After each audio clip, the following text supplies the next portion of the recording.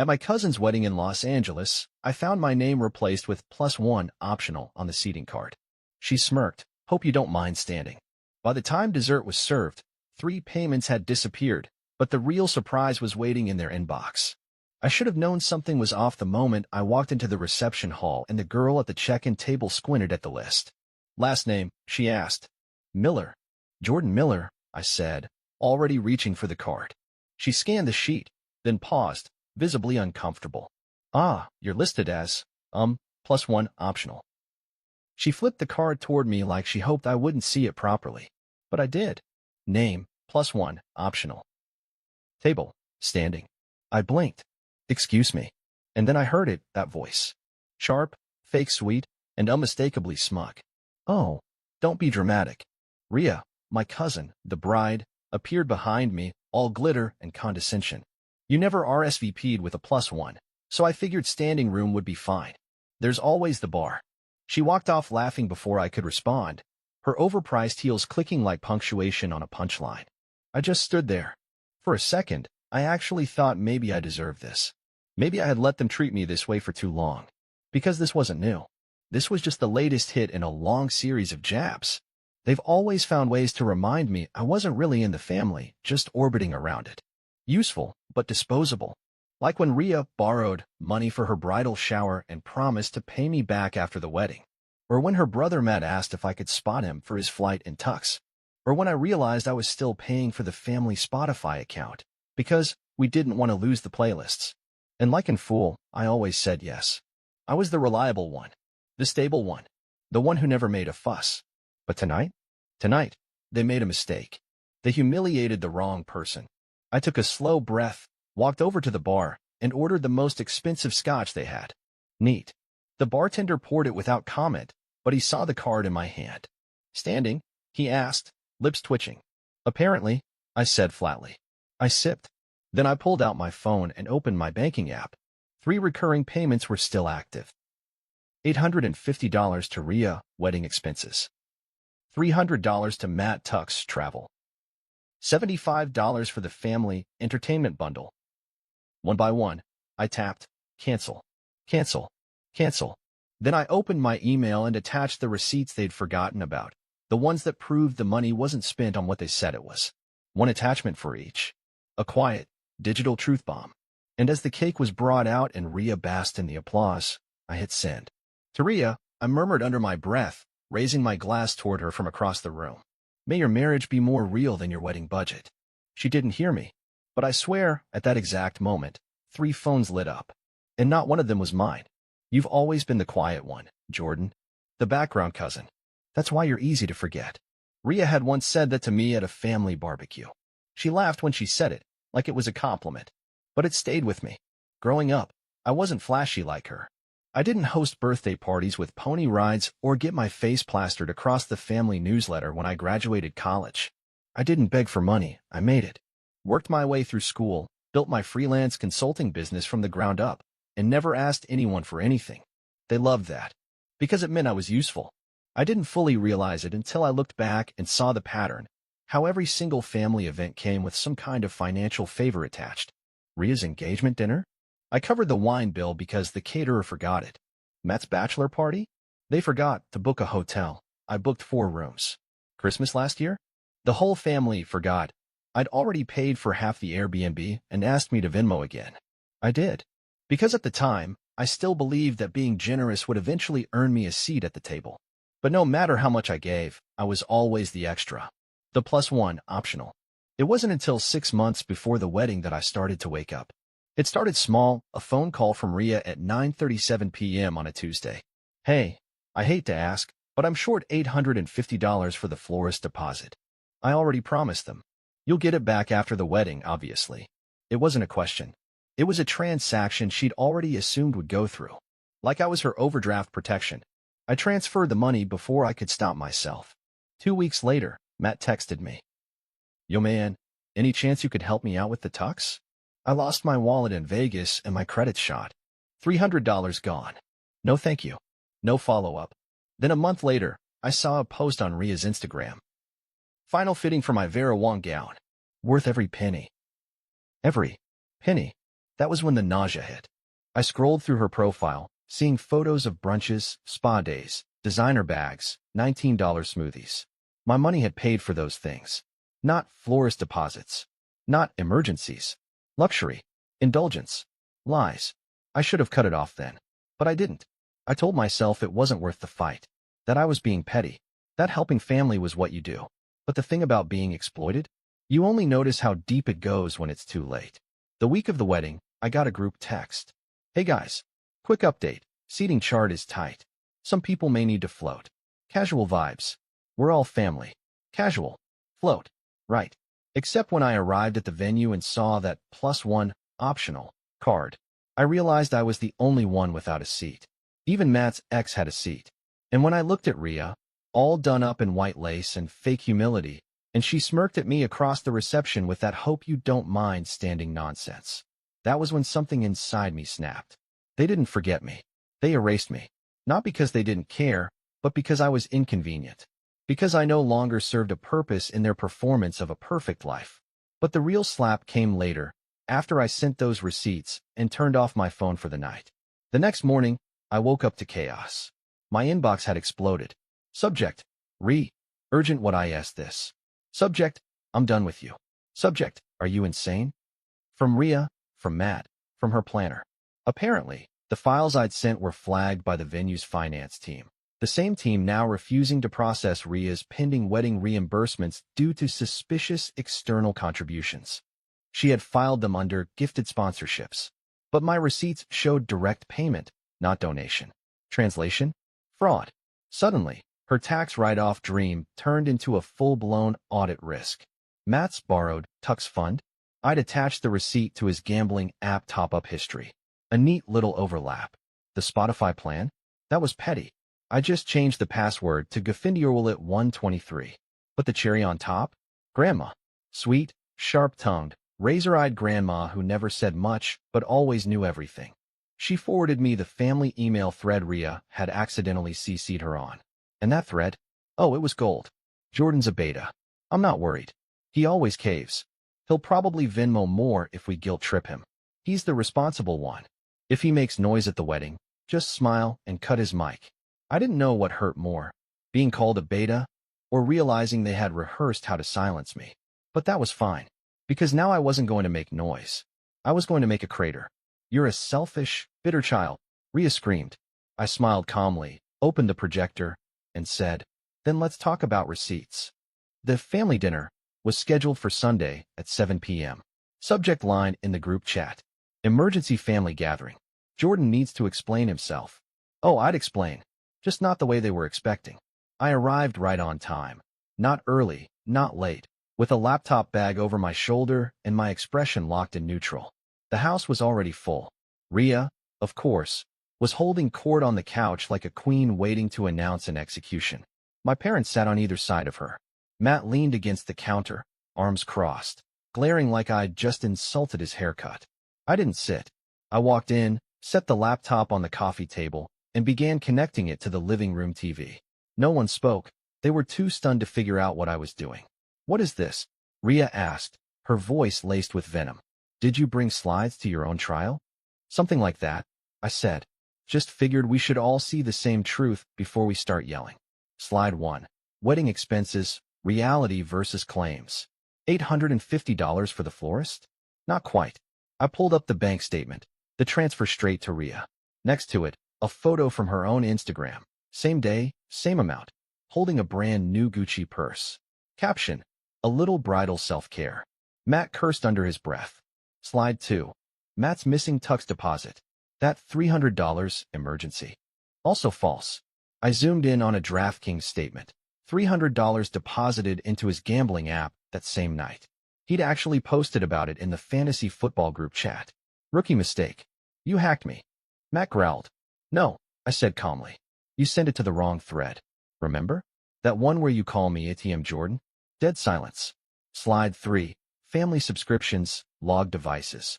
Netflix, Spotify, iCloud. All 5 slots filled with family leeches. Rhea's profile? Queen Rhea. Her last played song? Thank You Next. Matt's history? Mostly gym playlists and podcasts about crypto scams. And the final slide? A screenshot of the family group chat. Jordan's a beta. He won't do anything. Just tell him it's for the wedding. He always folds. My mother gasped. My father leaned forward, squinting at the screen. Where did you get that? Rhea snapped. Does it matter? I said. You said it. You meant it. This is insane, she shouted. You think this proves something? You're ruining this family over a few dollars. I closed the laptop. No, Rhea. You ruined it the second you decided I was only valuable when I was useful. The second you put me on a card that said +1 optional and smirked. You're so dramatic, Matt scoffed. We've helped each other before. Big deal. Help? I repeated. Is that what this is to you? Exploiting someone until they break? Calling them weak when they finally say no? Dad stood up. That's enough. You don't speak to your family like this. I'm not, I said. I'm speaking to the people who turned me into a backup wallet with a heartbeat. You've lost it, Rhea said, voice rising. You think just because you have money now you can punish us? You're acting childish and resentful, Jordan. I smiled. No, I'm a man with receipts. And speaking of receipts, I pulled out my phone. Rhea, I CC'd your venue's accountant and your tax consultant on that email I sent. Turns out labeling direct payments as gifted sponsorships is considered tax misrepresentation. And your venue? They've already paused your reimbursement request. Her jaw dropped. You wouldn't. I already did. Matt slammed his drink down. You completely lost perspective. Mom whispered, how could you do this to your sister? This was her wedding. Exactly, I said. A wedding built on lies and favors you never planned to repay. My dad glared at me. You're not welcome in this family anymore. I met his gaze, cool and steady. You made that clear the night you stood behind Rhea and let her humiliate me. I just didn't believe it until now. I picked up my bag, slung it over my shoulder. Oh, and Matt, you might want to check your DraftKings account. Looks like it's flagged for suspicious activity. Rhea stood, her hands shaking. I hope you know you just destroyed this family. No, I said. I'm just finally refusing to let you keep destroying me. And with that, I walked out. No dramatic door slam. No shouting. Just the sound of 4 people finally being forced to look at each other without a scapegoat to point fingers at. You should check your cousin's TikTok, the message read. It's going viral. And it's about you. When I walked out that night, I thought that was it. The last act. Curtains closed. I was wrong. I didn't even make it home before the text started. Rhea, you'll regret this one day. Matt, you better hope we don't cross paths again. Mom, please come back. We didn't mean it like that. I ignored all of them. For the first time in years, I felt something close to freedom. I went home, poured myself a drink, and sat in silence. No wedding drama, no subscription charges, no fake smiles. Just me. The next few days were quiet. Strangely quiet. I assumed they were licking their wounds, regrouping, maybe planning some new guilt campaign. Then came the video. It was Tuesday morning. I was brushing my teeth when I got a text from my old college roommate. Bro, you need to check your cousin's TikTok. ASAP. I froze. Opened the app. There she was, Rhea, in full makeup and fake tears, filming herself with soft music in the background. My cousin sabotaged my wedding. He was always jealous of me. He sent fake receipts to the venue, and now they're threatening legal action. He's dangerous. Please share this so others know what family betrayal looks like. I stared at the screen. The video had over 600,000 views. The comments were insane. He's a narcissist. I hope karma eats him alive. She deserves better. Stay strong, Queen. I wanted to scream. Instead, I scrolled down, and that's when I saw it. At Brian Left 2 had commented. She cheated. I have the proof. Don't believe a word she says. My blood turned cold. Brian. Her husband. I clicked the profile. It was real. And his next video? Even more shocking. Hi. I'm Rhea's husband, or was, until last week. I've seen the messages. I know who she really is. And she's lying to you. He posted screenshots, text Rhea had sent to friends bragging about how she'd play victim if Jordan tried anything. He showed the hotel bill, with charges for 2 spa packages during the bachelorette weekend she claimed she couldn't afford. He even uploaded a voicemail, Rhea's voice, saying, once Jordan's out, Grandma's inheritance is mine. And then he dropped the bomb. She's been siphoning money from Grandma's accounts for 6 months. And she forged Jordan's name on one of the withdrawal slips. I nearly dropped my phone. This wasn't just family drama. This was criminal. Suddenly, everything made sense. Why Rhea had pushed so hard to isolate me, humiliate me, make me look unstable. She needed me out of the picture before I discovered what she was really doing. I called my lawyer immediately. "Send me everything," he said. "If this is true, she's in serious trouble." And that was the start of it. By the end of the week, we had bank records from Grandma's nurse showing unexplained withdrawals. Handwriting analysis confirming the signature wasn't mine. A message from Grandma herself, saying she'd felt pressured by Rhea but didn't want to stir conflict. It was all unraveling. The girl who called me optional was now front-page local news under the headline. Bride accused of embezzling from elderly grandmother, family feud goes public. Matt deleted his Instagram. My parents went silent. The group chat? Dead. But the biggest twist? Grandma called me. Not her assistant. Not a text. Her. Directly. She said, "I always knew she was greedy. But I didn't know she was this cruel. Thank you for exposing it." And Jordan, I braced myself. "I've updated the will. It's yours now. All of it. Do with it what I should have done years ago, protect the family from people like her." I sat there, stunned. Not because of the money, but because, for the first time in my life, someone in this family believed me, stood with me, trusted me. It's strange how silence feels when you've spent your life surrounded by noise. The chaos of constant demands. The guilt trips disguised as family tradition. The whispers behind your back that you hear just loud enough to know they were meant for you. And then one day, it's all gone. Not because they stopped, but because you walked away. It's been 2 months since the wedding. 2 months since I stood in my parents' living room and finally told them the truth, not the version they wanted, but the one I'd swallowed for years. The one that tasted like ash and sounded like receipts. Rhea's TikTok career? Imploded. The venue filed a complaint with the IRS. Her fake sponsorship plan turned into a full audit. Her wedding planner dropped her as a client. One of the vendors even posted about her publicly, saying, "Let this be a warning. Not all brides are victims." Matt hasn't been online in weeks. Word is, he's been laying low since the DraftKings investigation flagged his account. Something about suspicious transfers from a shared family bank card, which was never meant to exist. My parents? Oh, they've gone quiet too. But not the kind of quiet that comes from peace. No, this silence is heavy, defensive, calculating. I received a voicemail from my father last week. "Jordan, this isn't how we raised you. You've embarrassed this family. There are consequences for what you did." I didn't delete it. I saved it. Because it's the last time he'll ever use that voice with me, the one that says, "You owe us something." The one that used to work. Not anymore. I've moved out of the old apartment. I bought a place by the ocean, modest, light-filled, and completely mine. No one else's name on the lease. No family plans. No shared anything. I canceled every auto payment that had ever linked me to them. Rhea's Spotify? Gone. Matt's Netflix? Changed the password to stop using me 123. My dad's Amazon Prime? I called customer service and removed my card with the satisfaction of a man cutting the last rope on a sinking ship. And then something unexpected happened. People started reaching out. But not the ones I thought would. It wasn't Rhea or Matt begging for forgiveness. It wasn't my parents suddenly seeing the light. It was people I barely remembered. People on the edges of family functions. Distant cousins. High school friends. Even Brian, Rhea's now ex-husband. He messaged me the day after filing for divorce. "Just wanted to say thank you. You were the only one who ever told the truth. She lied to me for 2 years. Your receipts gave me the courage to walk away." He attached a photo, the signed divorce papers. Underneath it, another message.